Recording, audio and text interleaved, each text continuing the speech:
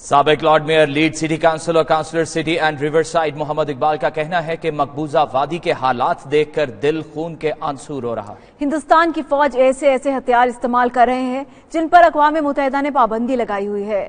ان کا 92 نیوز سے خصوصی گفتگو کرتے ہوئے مزید کیا کہنا تھا، آپ کو سناتے ہیں۔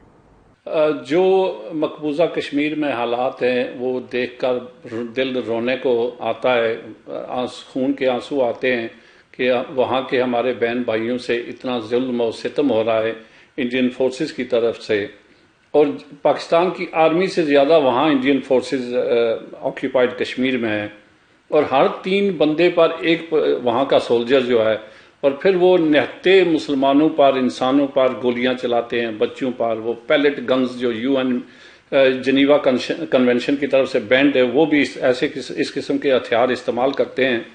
تو یہ ظلم و جبر جو ہو رہا ہے اس کی مذمت کرتے ہیں۔ پہلی دفعہ میں نے شاہ محمود قریشی صاحب جو ہمارے فارن ایمبیسڈر ہیں، انہوں نے UN میں ہماری بڑی اچھی ریپرزنٹیشن کی اقوام متحدہ میں، اور بڑی خوشی ہوئی ہمارا کیس وہاں پیش کیا۔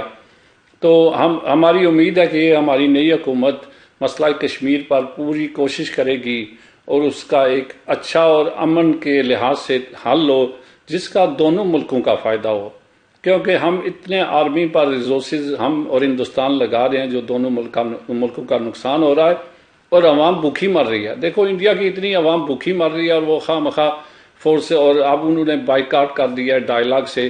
یہ تو وہ زیادتی کر رہے ہیں۔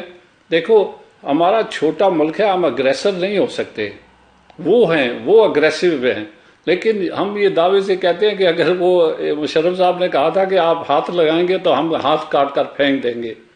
تو اس لحاظ سے ہمیں ایک مضبوط قوم بننا ہے تاکہ ہم بھی ان سے مقابلہ کر سکیں اور اپنے حقوق مانگ سکیں، اور اپنے کشمیر بہن بھائیوں کے لیے، کشمیریوں کے لیے ان کا جو رائٹ آف سیلف ڈٹرمنیشن ہے وہ ہم امپلیمنٹ کر سکیں۔